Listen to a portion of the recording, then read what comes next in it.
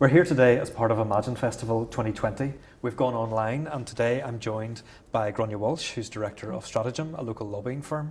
Gráinne, we're going to talk about how political culture will change, no doubt, because of coronavirus.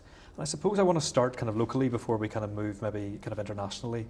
And just to take us back to January, when the whole political scene in Northern Ireland changed after 3 years of stasis and deadlock. We had movement. Take us back to then and the kind of the culture change that we thought was going to happen then, and then maybe we'll talk about what's happened since. So as you know, Stratagem was established at the time of devolution, immediately after the Belfast Good Friday Agreement. So as an organisation, we were very used to working in an environment of disruption. The institutions were closed, the institutions were functioning again, we had certain crises. But it was always very interesting that we were able to respond to certain situations and keep going despite what were really, really deep-seated challenges that we have yet to resolve. Mm-hmm. So it was a tough 3 years as people interested in public policy, the delivery of good services, the relationship between the state and citizens. There was a real sense of those 3 years being lost. Now, we did some very interesting work for clients. We laid the foundation in terms of some of the key issues you saw emerge in the New Decade, New Approach document. But still, there was a sense that Saturday in the Assembly, when they appointed the executive, and I was sitting there up in the public gallery, of momentum. And many people didn't quite believe that they were serious those first number of weeks. But I did get a sense of resolute determination. Now, there was clearly divergence about things. You know, they didn't wipe the slate clean, and nor could you expect them to have wiped the slate clean. But there was that resolute determination that the voters have spoken, we have no option here, and we need to get back to work. And then coronavirus. And there was a sense at the beginning that they quickly realised they'd been kind of backed up against the wall by a Secretary of State who had delivered a document that they could not agree with. The nurses' strike was kind of being resolved as part of it as well. And there was a sense that they nearly have to work together because they had a common enemy now, that Westminster was actually their enemy, and more of the money that they had been promised didn't quite seem to be there. And so it felt like there could nearly be a bonding moment when the executive could be quite solid because they knew that they weren't up against themselves, they were up against London. Our historic enemy on both sides. Yes, that kind of as many parties now kind of say nobody should trust a Tory. You know, so it's a very kind of simple message for them. But then that kind of got us through until, as we've kind of been slowly dealing with coronavirus, things became the kind of sense of speaking as one. Kind of vanished for a while, and we're kind of patching that up at the moment as we're recording, but it's not quite there yet. That actually we still have a lot of different policy and political, I guess, kind of persuasions that a lot of people kind of pushing parties in different directions. But I suppose that's to be expected, given human nature in a time of crisis. Are we not meant to pull together and, Churchillian? Yeah, sure. And Leo put the fear of God in many people on St. Patrick's Night. Yeah. But he did it in a way that was very strong, very determined, and thoughtful. But we need to appreciate human beings under pressure in terms of a crisis will default to what they know initially as they reconcile themselves to the challenge ahead of them, and then hopefully they will get on the same page. And there were genuine disagreements and misunderstandings, I think, about the interpretation of evidence. And you saw politicians being asked to interpret scientific evidence that they are probably felt totally unequipped to interpret. And we talk about science and, we want facts, but science has always been subject to a certain amount of interpretation once it transfers into the public policy realm or the service delivery realm, because actually you are then talking about the knock-on implications. And it would be remiss of anybody, you know, talking about closing the pubs or the clubs or hotels, not to think about the workers.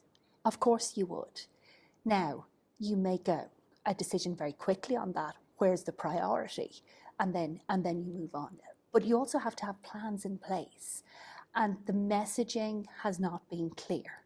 And Newsnight last night was really interesting in terms of the conversation about the legislation that's coming forward in the House of Commons. So we're expecting quite what some people would say draconian legislation that gives ministers and departments a lot of power to change how normal life happens, to enforce things for maybe a period of up to 2 years. Yeah, so it'll be, and some of it, I suppose, it starts from a very practical place. You know, to free doctors up, you will only require one doctor to, say, section somebody.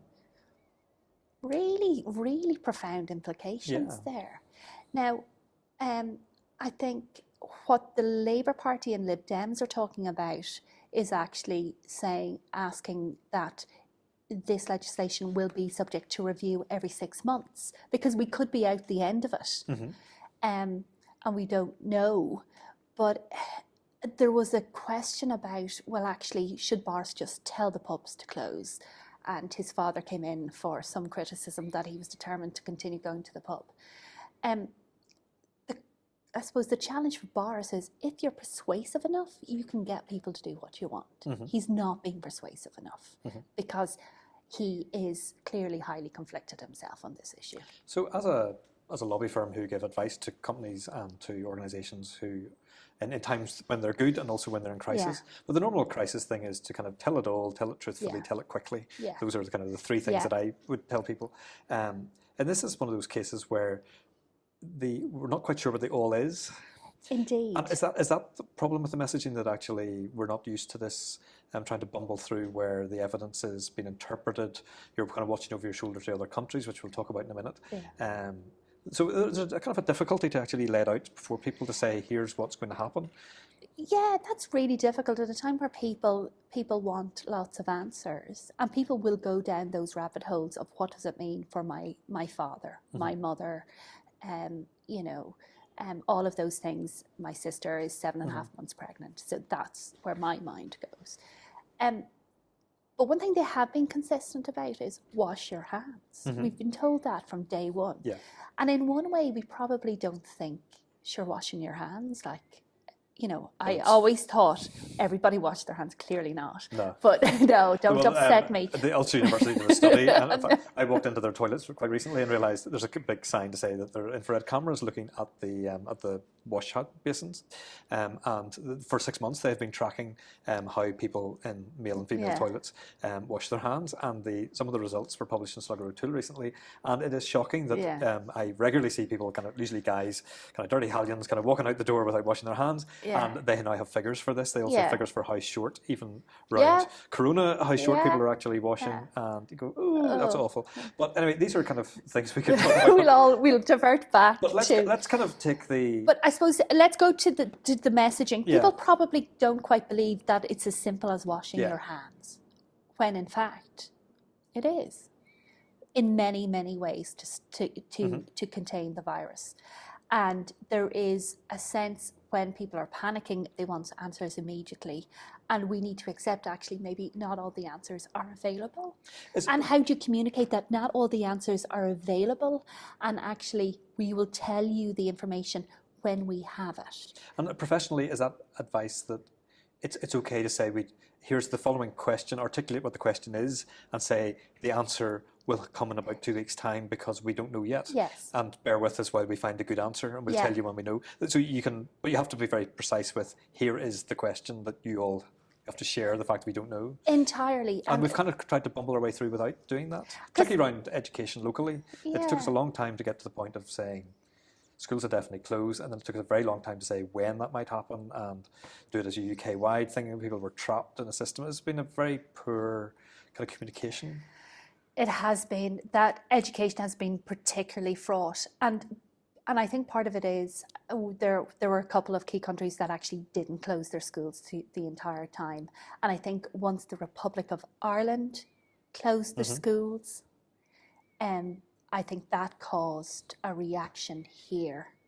And people are saying, well, of course, it makes practical sense you would close the schools. Well, actually, you don't know that. I don't know that. It may seem like it's the practical thing to do, but actually maybe in terms of containing the virus, it isn't. But it was a loose end that people could catch on to. They could catch on to, and it was the focus of their anxieties because it's about their family, it's about their children, it's about their ability to go to work, to earn a wage, to feed those children. So it was absolutely allowed people to hook onto something. And it interestingly layered with the constitutional issue here. It was fascinating. Yes. And colleagues from across the water were intrigued by that. And I wasn't remotely surprised. Well, everything reduces eventually. I want to look up for a minute from our kind of, I suppose we've gone from new decade, new approach to new enemy, old habits. Yes. Or maybe, yes, definitely that way around. But also I want to kind of look around then internationally at what that happens, and I'm sure we'll get dragged back to the local at some point. What do you see kind of, as we look at kind of China, we look at the States, we look in kind of mainland Europe, we see very different kind of reactions in terms of how politically political classes can control, can try and shape things or cannot, kind of quite get a grip on what's happening. What do you sense are some of the learning that we see as we kind of look around the world and those kind of different places as to how they're dealing with it and maybe what we'll learn from it? Because I mean, China in particular, very command and control kind of country. You know, you don't like the health stats, you sack all the people in charge of health and you bring in new managers. That's how they started to deal with it. Yes, and we won't know the truth behind, a lot of that. And there are lessons, I suppose, to be drawn there. I'm not quite sure what they will be. I don't know whether actually we'll get enough insight to learn actually what truly happened there. But I think it's fascinating and frightening that Italy, more people have died in Italy from coronavirus than China. And I think for Western Europe, actually, there will be a serious amount of learning, and for the Italian state in particular, as they are dealing with this crisis. What's going to emerge, though, is it's that blame piece, and you'll see the interaction between China now and the States, which is really interesting. So the geopolitical implications of this will take a while to play out. But then if you look at places like Denmark, France, different approaches, and also can we get the best of learning from each of those countries? So France is very draconian in many ways of saying you kind of shutting things down. You can't travel. My understanding is you can't travel unless you have a bit of paper that explains why you need to travel. That's kind of, I mean, those would be kind of social liberties that we would, in Britain and Ireland, you would kind of say, oh, we couldn't possibly give those up. But they have, despite the fact that farmers would strike over nearly anything in France, it seems at times, the people are willing to kind of seem to be able to play ball with this. Yeah, absolutely. And given the French state, they have a high level of nationalisation, they have a monarchist history. That does not surprise me at all. And if you look, so I think people will step up. I don't think we should be afraid to ask them to step up. I think there's been reluctance here to ask people to step up. And I think you'll have seen nearly social shaming in the Republic of Ireland and here, actually, when people aren't actually behaving accordingly. Yes, so the pubs staying open was totally real problem. But fascinating that the reaction, how it turned really quickly, public mood turned really, really quickly. But I think those individuals that were sitting in pubs, I think they will be a fascinating study in terms of human psychology as to why they reacted the way they did and what is it that they're in denial about, their relationship with authority, their own sense of mortality, all of these fascinating philosophical questions that It's not for today, but some other time. There were a series of things that were starting to kind of go through the public psyche, and certainly in the media reporting early in this year, things like increased surveillance, facial recognition. There were a whole set of stories. I seem to kind of remember radio programs kind of starting to kind of look at this. Are we going to, the political classes normally take advantage of every opportunity to try things out. Sometimes they learn bad habits and then they keep them, they don't kind of drop them again. Do you think that it's likely that around the world we'll see different, I suppose, abuses of power, in a sense, that will maybe come to, there'll be a good reason for doing it around Corona, but they'll just stay because we're getting used to the fact that we can look at those people? Absolutely. And that's why it's, that's why people have real concerns that the legislation being introduced next week will not be reviewed for 2 years. So you need to build in those review mechanisms. And you're absolutely right. I think a lot of bad behaviour will be blamed on coronavirus. And like you said, regimes, authoritative, dictatorial regimes will use it as an excuse. But it was ever thus. So it's really important then that individuals who are interested in personal liberty, who are interested in human rights, keep sending out that message and reaffirming the human rights basis of any state intervention. And so the protection of human health, the protection of human liberty and human wellness has to be at the centre of what we do. And also we have an obligation, if you're going to impose curfews, lockdowns on people, then you need to equip them with what they need to get through that.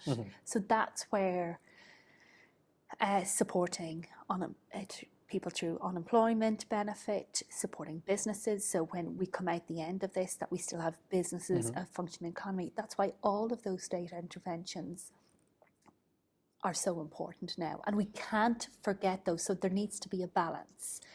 And that's what we're seeing.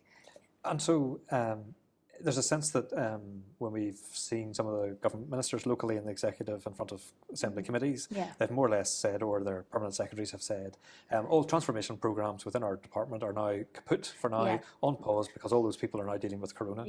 There's a sense that there's lots of change that was necessary to save money. Now we're kind of spending money like it's, like we're borrowing money like it's kind of going out of fashion. Somebody's going to have to pay for that. I suspect that's taxpayers. There's a sense that organisations should keep quiet because, kind of don't talk about that kind of old-fashioned issue because that's not important. Corona's the only thing in town. What's the balance between for organisations who actually want to lobby for change and realise there's still vulnerable people out there, there's still bad cases of kind of employer abuse that need to be dealt with? What's and your that's advice? Exactly what we're grappling with. It's exactly what we're grappling with. And so I think at the heart of any of the interventions by coronavirus, as I said, it has to be human, it has to be well-being, welfare, and also ensuring that nothing will damage, damage people in the long term. I think there's a piece, though, as well, there's an obligation to ensure that when we get out the other end of this, there are other things for us to progress. Actually, that there's an opportunity to reform. There is an opportunity that we won't have regressed. And I think there is actually an interesting time there once we settle to this, after this initial phase. Now, that's not talking about distracting anybody from dealing with this pandemic. And there should be no distraction. But that's not an excuse to do nothing or say nothing. If nothing else, we will need a distraction from the unmitigating bad news that is going to be filling our social media streams, our televisions, and quite frankly, our family circles. So there is an obligation to think about when we are at the other side of this. And we do need to monitor, particularly in terms of employment rights, particularly in terms of a sense of how we're going to, who pays for this or who sacrifices the most. That's a really interesting conversation. But remember, a state is not a household. We don't run state budgets the way we run household budgets. And so I don't know, I forget who said it, but last week somebody said we're all socialists now, which I thought was really fascinating, and actually must be very, very upsetting for the new wave of libertarian Tory MPs that have just been elected. And must be quite upsetting for the DUP, who are now supporting a universal or temporary basic income for freelancers. And I thought, there's something words I never thought I would hear coming out of Sammy Wilson's mouth. But I mean, it's a beautiful moment of actually realising that at least they care about people, and realising something extraordinary has to happen to deal with people. And is this liberating for kind of MPs? I mean, we were blessed with 3 elections last year. Let's talk about elections for a while, because we are both slightly nerdish when it comes to this. But I mean, there are some new people in power in Westminster. There are some new faces around the Assembly as well, with the amount of co-option that's been around. Are we in a place where actually we might actually get some quite big policy changes that come out of this, and different ways of doing things? Maybe. Early days. Okay. Absolute early days. I think when we get through it, there will be a time of reflection. It will be interesting to see whether people will slot back into their ideological positions again. Where does pragmatism and ideology sit once a crisis is over? I think some of the messaging that's coming out in terms of the role of elected representatives as leaders, as trusted voices, I think where we may see, and where I suppose I personally would like to see developments, is in terms of politicians' use of social media. Maybe perhaps actually all of our use of social media. And it was very clear, because politicians are human, that many were manifesting their own personal anxiety publicly. And that is contagious. It is. And really unfortunate.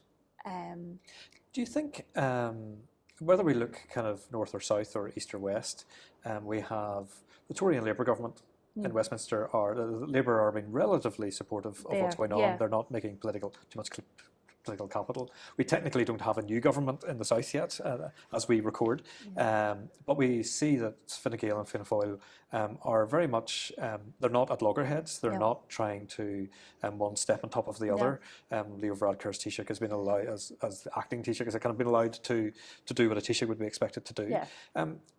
How this kind of campaigning that they should be all be at each other's necks. Politicians are always trying to step on top of each other. So where are we? What does this do to electoral campaigning, never mind just ordinary political day-to-day warfare? So I suppose where you have to look to in terms of the future of elections is the United States. And the reason we look to the United States is not because they're particularly better at campaigning than us. It's just there's always an election happening somewhere in the United States. And what's been interesting is Joe Biden, a lot of them have actually moved to online campaigning. They've had virtual town hall meetings. Technology kind of failed Joe's first one. It wasn't great, but you know what? But that's okay. I think people will be patient about that. I think people will say we'll give it a go, because otherwise they're never going to see him. They're never going to meet him. And that expectation of as what the Americans call retail politics is, and what we know is ordinary canvassing, quite frankly, and normal engagement, that will change.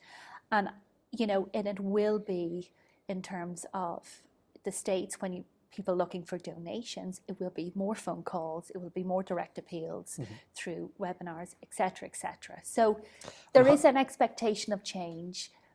Will it come back to that there will be more camps? And I think humans crave that personal interaction, so I think we will get back there. But it's very early to say. So you can imagine if we had an election, we have elections next year, we have assembly elections next year, we could still be not really wanting to shake hands with politicians at the door, even ones you like. It could change, we could have a lot more leaflets, a lot more kind of adverts, or party political broadcasts could become important, panel kind of debates could become important, but actually not a lot of human interaction. Well, there will be human interaction, but it'll just be physically distant. Yes. So we're not looking at social distancing. I think that's really important. It's physical distancing, but not social distancing. And if everybody does follow the government advice, which is to continue to wash their hands, then, you know, hopefully we will be in a better place. But I think people, and we see this I even see this in my workplace now, people are phoning into conference calls, we're on Microsoft Teams, other software packages are available. Yeah. We're not promoting a particular one, but actually people I know who previously would have given out about conference calls, wouldn't have phoned in, are now doing this because, you know what, we have to. And that's a small p political change in businesses and organisations that is unforgettable. People will either learn to love or hate this, but it's probably the new way forward. Entirely. And presumably remote working, trusting people, as opposed to being very kind of, the boss looks over your shoulder, makes sure you're in at 9 o'clock in the morning, doesn't know what you do, but wants you to be in at 9. Yeah. That's been broken. It has, and to be honest with you, as an employer, I was always in favour of flexible working. You know, I have no concerns about where or how people do their work. Once it's done, it's the high quality, my clients are happy, and that works very well in a small team. Yeah. In fact, it works in all teams because people need to be flexible, people need and value autonomy, but they need to be supported. And we all need to support each other through this transition. And that works for politicians just as it does for us. The Assembly, Health Committee, during the week, I believe Colin Gildernew Skyped in from his home, and the committee clerk Skyped in. And they were able to flex to make that happen. Totally. And so do you think, and then our politics, as we come to a close, our politics, will it learn some of the culture from the people, and will it also then divest some of its culture to the people? Because I'm kind of thinking there's lots of good stuff going on at the moment. We're kind of pulling together, communities are looking after each other, lots of WhatsApp groups and streets, and old people have been found that nobody knew existed and are now being kind of overloved nearly.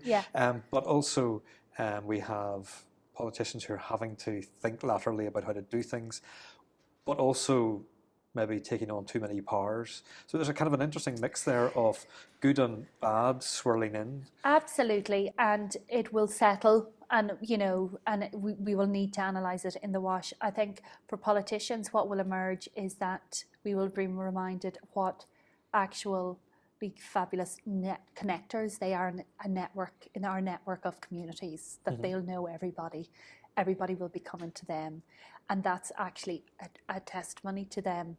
But they also need to keep an eye on the long term, to make sure that we have the right legislation powers in place, and that we will revert to what is actually a new normal, but a normal that is respectful of the relationship between the state and the citizens, and is one that is protective of the most vulnerable. And I think that's what has to be kept in our minds throughout this. Gráinne Walsh, thank you very much. Thank you.